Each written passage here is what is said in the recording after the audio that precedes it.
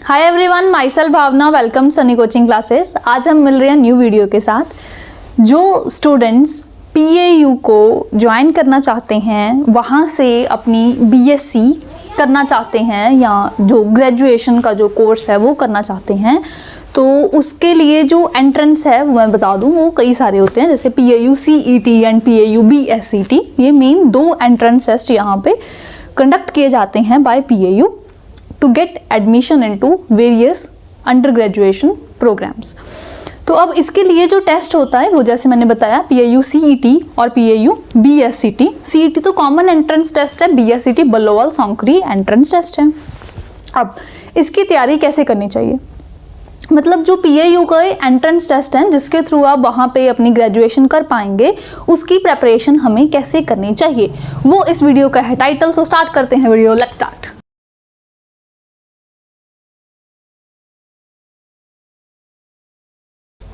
तो सबसे पहले तो देखो भाई, आप एग्ज़ाम देने जा रहे हो PAU का, जिसके थ्रू आप वहाँ पे अपनी ग्रेजुएशन करोगे। क्या आप उसी की तैयारी कर रहे हो? फर्स्ट पॉइंट, मेक श्योर आपका जो गोल है आप उसी की तैयारी करें। ये नहीं जाना तो हमने PAU में है ना, पर तैयारी जो है वो हम नीट की करी जाएं या JEE की करी जाएं या किसी और की करी जाएं, CUET की करी जाएं, है ना। ऐसा नहीं है। हर एक एग्ज़ाम का जो पैटर्न होता है, जो स्ट्रक्चर होता है, वो डिफरेंट होता है। मीन मैं आपको क्लियर कट वर्ड्स में ये कह देना चाहूँगी कि आप नीट की प्रिपरेशन के साथ PAU के एंट्रेंस में जाना गलत चीज़ है। ऐसे ही JEE की प्रिपरेशन के साथ PAU के एंट्रेंस में जाना आपके लिए थोड़ा रिस्की हो सकता है। ये चीज़ मैं नहीं कह रही, ये मैं आपको डरा बिल्कुल नहीं रही। जो बच्चे PAU का एंट्रेंस क्लियर कर चुके हैं उन्होंने ही ये वर्ड्स हमें बताए हैं, जिसकी बिल्कुल क्लियर वीडियोस जो है वो इसी चैनल पे अपलोडेड हैं, आप चेक कर सकते हैं। वीडियोस में साफ साफ बच्चे कहते हैं कि जो बोर्ड्स वर्सेस PAU अलग अलग चीज़ें हैं। जो बोर्ड्स में आप ऑब्जेक्टिव क्वेश्चंस करते हो, जो यहाँ पे करते हो अलग होते हैं, या जो हम नीट की या JEE की प्रिपरेशन में जो क्वेश्चंस करते हैं, जो यहाँ पे करते हैं वो अलग होता है। क्योंकि जैसे नीट भी ना एक NCERT बेस्ड होता है, मतलब उसमें NCERT में से ही टेक्स्ट में से ही क्वेश्चंस रहते हैं, बल्कि ये जो है हमारा PAU का, इसमें आउट ऑफ NCERT भी आता है। ठीक है, बोर्ड्स में फिर हम कहें तो वो रिड्यूस्ड सिलेबस होता है, बहुत सारे चैप्टर्स अभी भी कट है ना, दिस ईयर भी नहीं आने, पता होगा बच्चों को, मतलब उसमें तो पूरे में से पूछा जाता है। ठीक है, तो नेगेटिव मार्किंग भी है PAU के एग्जाम में, तो हमें उसका भी ख्याल रखना है। 1/4 नेगेटिव मार्किंग है, तो उसका भी हमें ख्याल रखना है, प्रैक्टिस भी हमें उस अकॉर्डिंग करनी है। तो देखो, अगर आपका टारगेट है ना, जैसे BSc ऑनर्स एग्रीकल्चर, आप पंजाब रेजिडेंट हैं, आपके पास one of the best option है PAU, पंजाब एग्रीकल्चर यूनिवर्सिटी। देखो, मैं एक पॉइंट आपके साथ पर्सनल वे में शेयर करना चाहूँगी। अगर आप BSc एग्रीकल्चर करना चाहते हो तो आपको ICAR नॉमिनेटेड या ICAR एक्रेडिटेड जो कॉलेज है या जो यूनिवर्सिटी है उसको प्रेफर करना चाहिए, और यहाँ पे वो PAU बेस्ट ऑप्शन आपके पास निकल के आता है, क्योंकि ये ICAR की तरफ से एक्रेडिटेशन है, काफ़ी अच्छी, फर्स्ट नंबर में आ जाती है ये अमंग स्टेट, और थर्ड नंबर पे आ जाती है अगर हम पूरे में से देखें। ये इन्होंने ऑफिशियल वेबसाइट के ऊपर भी लिखा हुआ है, आप चेक कर सकते हैं, PAU.edu इनकी ऑफिशियल वेबसाइट है।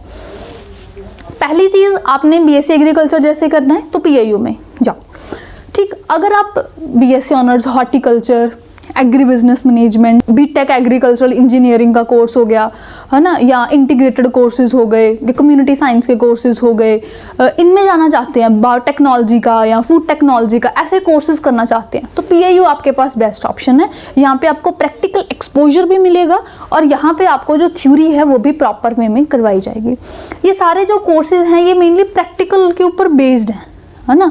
अगर आप BSc ऑनर्स एग्रीकल्चर जैसे कर रहे हो, पर आपने वो नहीं किया, फील्ड नहीं देखा बिल्कुल अपने ग्रेजुएशन में, या फील्ड में प्रैक्टिस नहीं करी, उसको ऑब्जर्व नहीं किया, आपने डाटा नहीं कलेक्ट किया, तो आपको क्या एक्सपीरियंस रहेगा आफ्टर ग्रेजुएशन? जब आप कोई जॉब के लिए सर्च करोगे या आप कोई एंट्रेंस के लिए प्रिपेयर करोगे, तो आपके माइंड में कोई प्रैक्टिकल चीज़ तो है ही नहीं, तो फिर आप क्या फ़ायदा अगर आप किसी नॉर्मल कॉलेज से करते हो तो उससे बेटर ये है कि आप PAU से करो, अभी उसी की तैयारी शुरू कर दो। ठीक है, अभी भी हाफ ईयरली टाइम है, ठीक है, आधे साल का टाइम आपके पास अभी भी है, तो अभी से आप तैयारी कैसे शुरू करें, वही मेन मैं आपको यहाँ पे बता रही हूँ। पहले चीज़ तो आप गोल ओरिएंटेड हो जाओ, आप देखो कि आपका एग्ज़ाम कौन सा है, BS कोर्स कौन सा चाहते हो, है ना, वो कहाँ पे है। जैसे PIU में है तो PIU की एंट्रेंस की तैयारी शुरू करो। फिर दूसरी चीज़ उसका सिलेबस देख लो, ठीक है जी, क्या रहेगा कैसे रहेगा।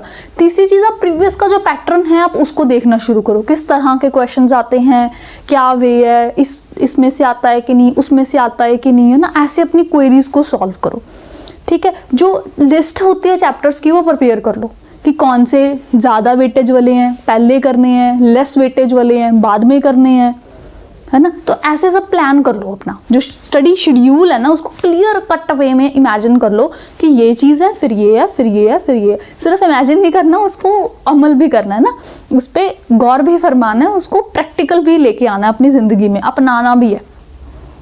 सिलेबस देख लिया, पैटर्न देख लिया एग्ज़ाम का, प्रीवियस क्वेश्चंस का थोड़ा आइडिया हो जाए कि किस तरह के हैं, कैसे करना है, क्या नहीं करना, इंपॉर्टेंट चैप्टर कौन है, कौन से नहीं है, उसके अकॉर्डिंग फिर प्रिपरेशन शुरू करो। जिन चैप्टर्स की वेटेज ज़्यादा है उसे पहले कर लो, जिसकी वेटेज कम है उसे बाद में करो, उसी के अकॉर्डिंग प्रिपरेशन शुरू करो।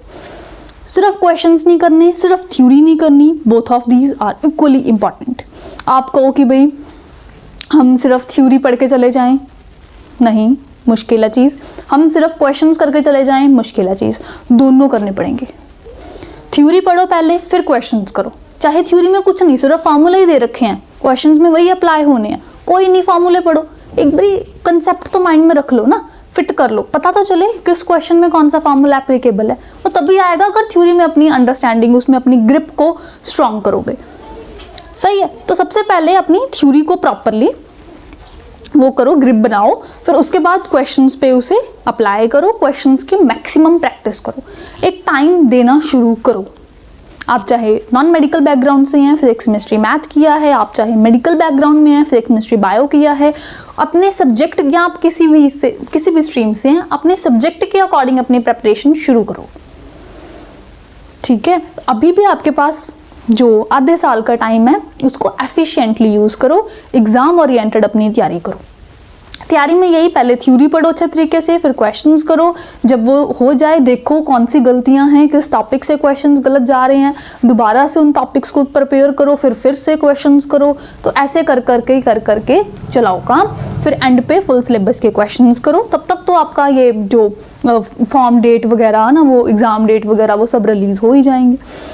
तो अभी आपके पास जो ये टाइम है उसको अच्छे से यूटिलाइज करो। इवन अगर आपने दिस ईयर बोर्ड्स भी देने हैं तब भी इसके प्रेपरेशन अभी से स्टार्ट कर दो। ये देखो बच्चे क्या सोचते हैं कि जी पहले बोर्ड्स दे लें, उसके बाद देखेंगे बाद में क्या करना है ना। उसके बाद देखने लायक ना बचता नहीं फिर, या फिर जो वो होता है देखने लायक वो फिर देखा नहीं जाता। तो ऐसे नहीं करना कि जो होएगा देखा जाएगा, क्योंकि वो फिर देखने लायक नहीं रह जाता। I hope you are getting my point. तो वो देखने लायक चीज़ रहेगी नहीं, ठीक है, मुश्किल हो जाएगा। तो बोर्ड्स के बाद इतना खास आपके पास टाइम नहीं होता कि आप शुरू से तैयारी शुरू करो। या तो आप है कि हाँ भाई जीनियस रहे हो, बिल्कुल अच्छे है, टिप्स पे हैं चीज़ें, फिर तो आप रिवाइज कर लोगे, हो जाएगा पेपर आराम से। पर आपको कि आप एवरेज हो या लेस देन एवरेज हो और आपको ग्रिप भी नहीं है, +1 भूल चुकी है, +2 के इंपॉर्टेंट याद किए हैं क्वेश्चन, फिर एंट्रेंस क्लियर करना मुश्किल हो जाता है, ठीक है। तो जो बच्चे क्लियर कर जाते हैं ना, जो टॉप रैंकर्स होते हैं, वो खुद ही कहते हैं कि शुरू से तैयारी शुरू कर दो, जितना पहले तैयारी शुरू कर सकते हो तब से कर दो। मैं तो कहूँगी आप +1 से तैयारी शुरू कर दो। चलो नहीं पता चला +1 में बच्चे नहीं सीरियसली लिया, कोई नहीं, +2 अभी हो गए हो, +2 अभी होने वाली है, या आप ड्रॉप भी लिया था आपने किसी भी कोर्स के लिए, पर अभी आपको लगता है कि मैंने ये कोर्स करना है, तो कोई नहीं, देर आए दुरुस्त आए, पर उस पर अभी पूरा इम्प्लीमेंट करो अपनी आइडियाज़ को, ठीक है, अप्लाई करो, कहाँ पे क्या है कैसे है, शुरू करो उसकी प्रिपरेशन, तभी आप कर पाओगे। अब मैं आपको बता देती हूँ कुछ हमारे बारे में। सनी कोचिंग क्लासेस में स्पेशल बैचेस अवेलेबल हैं। हम काफ़ी साल से PIU की तैयारी करवा रहे हैं। जो टॉप रैंकर्स हैं वो SCCNs हैं। आप अगर लास्ट ईयर का भी रिजल्ट चेक करें तो टॉप जनरल कैटेगरी में 1st रैंक है, 2nd रैंक है, 3rd रैंक है, 4th रैंक है एंड मेनी मोर। ये तो पहले 4 वाले जो हैं वो मैंने बताए हैं। इसके पीछे बहुत सारे बच्चे हैं जिन्होंने हर साल PIU के एंट्रेंस को क्वालिफाई करते हैं और वो हमारे थ्रू जो हैं वो कोचिंग लेते हैं, गाइडेंस लेते हैं। तो यहाँ पे जो है वो आपको कोचिंग प्रॉपर वेल ऑर्गेनाइज्ड वे में करवाई जाएगी, बिल्कुल वही स्ट्रैटेजी आपको करवाई जाएगी जो हर साल बच्चे करके टॉप रैंकर्स बनते हैं। ठीक है, हमारे ये 100 से भी अबव 100% से भी ज़्यादा कोशिश होती है कि आप अपने डिज़ायर्ड कोर्स तक पहुंच जाओ। आपको बिल्कुल एग्ज़ाम के अकॉर्डिंग, जैसे आप PAU की तैयारी कर रहे हैं तो PAU के एग्ज़ाम के अकॉर्डिंग ही पूरी की पूरी प्रेपरेशन करवाई जाएगी। सबसे पहले आपको चैप्टर वाइज थ्योरी करवाई जाएगी, साथ साथ में उसके क्वेश्चंस करवाए जाएंगे, एंड पे आपको फुल सिलेबस के जो मॉक टेस्ट हैं वो करवाए जाएंगे। और ये सब जो करवाना है, ये इंपॉर्टेंट चैप्टर्स वगैरह ये सभी उसी चीज़ पे बेस्ड है जिस हिसाब से, जिस पैटर्न से क्वेश्चंस जो हैं वो पूछे जाते हैं। ठीक है, सेम वही वे में ये सारी चीज़ें ऑर्गेनाइज्ड हैं। जो इंपॉर्टेंट चैप्टर्स हैं जिसकी वेटेज ज़्यादा है वो पहले, जिसकी वेटेज कम है वो बाद में। काफ़ी साल से टीचर्स करवा रहे हैं तो उनके तो हर चीज़ जो है वो टिप्स पे है। आप कोई भी टीचर को अपना बोलो कि ये टॉपिक में से मुझे क्वेश्चंस बता दो, साथ ही बता देंगे, सोचने वाली बात नहीं, क्योंकि उनको सब याद हो चुका है, एक्सपर्ट हैं वो तो पूरे। तो हर एक चीज़ जो है वो आपको बिल्कुल एग्जाम ओरिएंटेड वे में ही करवाई जाएगी। और स्टडी मटेरियल आपको पूरा प्रोवाइड किया जाएगा, +1 to आपको सारी रिवाइज करवा दी जाएगी, ये जो ड्यूरेशन है उसमें। और आपको कोई भी डाउट आप अपने टीचर से साथ के साथ पूछ पाएंगे। ऑनलाइन एंड ऑफलाइन दोनों तरीके के बैचेस अवेलेबल हैं। ऑनलाइन में लाइव क्लास होती है, आपको कोई डाउट है आप साथ के साथ टीचर से पूछ पाते हैं। आउट ऑफ क्लास टाइम में भी पूछना है तो टीचर को व्हाट्सएप पे मैसेज करके पूछ सकते हैं। और ऑफलाइन तो फिर हमारा सेंटर लुधियाना में आप यहाँ के ज्वाइन कर सकते हैं। फिर बहुत सारे लुधियाना के जो बच्चे हैं वो भी ऑनलाइन ही ज्वाइन करते हैं, क्योंकि आने जाने का जो टाइम है, जो ये है कि लेट हो गए, ट्रैफिक था, ये हो गया, वो ऐसे सारे जो मतलब टाइम वेस्टेज वाली चीज़ें उनसे आप बच जाते हो ऑनलाइन प्लेटफॉर्म में। लाइव क्लास होती है, आपको लगेगा ही नहीं 1% भी कि हाँ हम टीचर से दूर हैं। आपको ऐसे लगेगा कि टीचर जो है वो जस्ट मेरे पास बैठे मुझे बता रहा है, क्योंकि जैसे मैंने क्वेश्चन पूछा साथ ही मुझे रिप्लाई आ गया। बस ये है कि आपने एक्टिवली जो है वो क्लासेस लगानी है। जो टीचर होमवर्क दे रहा है कि ये पढ़ के आओ तो वो करके आना है। अपनी बिल्कुल डेडिकेशन के साथ आप आओगे कि हाँ मैंने पढ़ना है, पेपर क्लियर करना है, तो ज़रूर कोई नहीं रोक सकता। जितनी तैयारी हम करवाएंगे, जितनी तैयारी आप करोगे, तो वो कोई नहीं चीज़ रोक सकती। दोनों चीज़ों से अगर बराबर होएगी तो हमारी तरफ से तो हमेशा पूरा है जो एफर्ट्स लगाए जाते हैं। अगर आप भी उतने एफर्ट लगाने को तैयार हो तो आपको कोई PAU जाने से नहीं रोक सकता। अच्छे तरीके से प्रेपरेशन करो, क्योंकि एक बारी अगर आप ICAR एक्रेडिटेड कॉलेज यूनिवर्सिटी से जैसे कर लोगे तो आपकी वैल्यू बहुत अच्छी बढ़ जाएगी।